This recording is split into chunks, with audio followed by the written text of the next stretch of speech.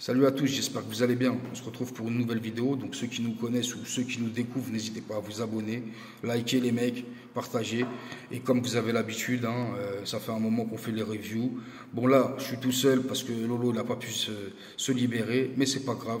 Il y avait la 38e journée, donc j'ai décidé de faire un petit point avec vous parce qu'il y avait quand même des choses qui se jouaient encore, même si la majorité on savait qui était champion, qui était en Ligue des Champions. Mais il y avait l'Europa League, la Conference League qui se jouait entre trois équipes, Monaco, Rennes et Lille, selon les résultats des uns et des autres, bien sûr. Tout le monde ne jouait pas la même chose, mais finalement, il y a eu quand même du changement. C'est Rennes qui gagne ce soir, Lille qui n'arrive pas à s'imposer, donc les Rennais seront quatrième. Europa League, qualifié directement en Europa League, c'est bien. Pour les Rennais, ils ont produit du beau jeu une bonne partie de la saison, même si à la fin, ça été dans le dur. On verra l'année prochaine ce qui va se passer en Europa League pour les Rennais, mais bon, c'est toujours une bonne équipe qui produit toujours du beau jeu. J'espère qu'ils joueront leur chance en Europa League la saison prochaine. Les Lillois, comme je viens de vous le dire, ils n'ont pas su s'imposer contre 3, match nul, donc 5e Conference League. Et c'est peut-être pas plus mal pour les Lillois.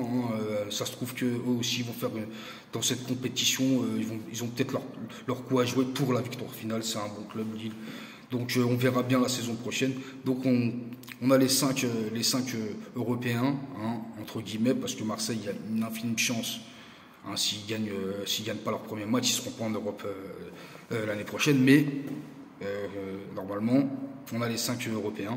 Voilà, les enjeux, c'était la 4e et la 5e pour la 38e journée.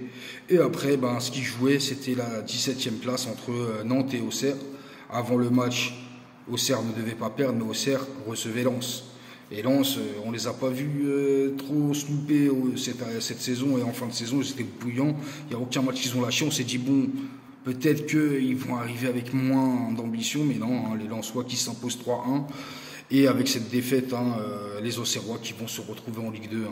Les Bourguignons, malheureusement, c'est cruel pour eux. Parce que entre Auxerre et Nantes, c'est vraiment Auxerre qui a tout fait pour se sortir de la merde, qui a été en zone de relégation, qui a gagné ses matchs, qui est sorti.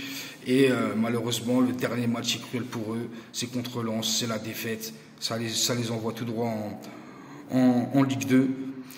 Les Nantais, eux, qui jouent à la domicile contre Angers, qu'ils ont gagné 1-0, la victoire, le but peut-être l'un des buts les plus importants de l'histoire du FC Nantes. Ignatius Ganago, peut-être le Amara Diané des Nantais. On a vécu ça, nous, en tant que Parisiens, un but qui nous a sauvés.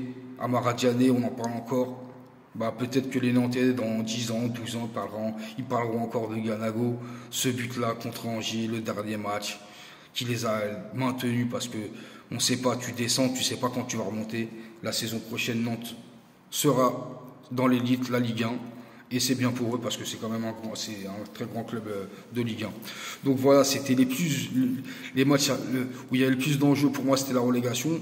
Les places européennes, les deux Lille ou Rennes sont en Europe. C'est sûr que c'est pas les mêmes compétitions, mais sont en Europe. Monaco est le cocu de la saison. Monaco qui a été en grande partie 4e et qui finit 6e. Voilà, après t'as vu, ils ont encore perdu là contre Toulouse à domicile. Franchement, Monaco, c'est pas plus mal pour eux. Donc voilà, Mbappé qui finit meilleur buteur avec 29 réalisations, suivi de très près par Lacazette avec 27 réalisations. Ils ont fait une bonne saison ces deux joueurs-là. Jonathan David, 24 buts, c'est les 3 meilleurs buteurs. Voilà, après, écoutez, on a fait vite fait le tour parce que, comme je vous ai dit, c'était la dernière journée, tout était presque joué, il restait juste l'enjeu de la relégation et les places européennes. Voilà les mecs. On se retrouve la semaine prochaine ou bientôt parce que là, certes, il y a plus de matchs en championnat, c'est fini, mais on va continuer à faire des vidéos autour du foot. Et puis, normalement, demain soir, c'est le rugby. C'est le play-off si Lolo il est disponible. Donc, je vous dis à bientôt et prenez soin de vous, mettez un petit like, abonnez-vous et je vous dis à bientôt. Ciao, ciao.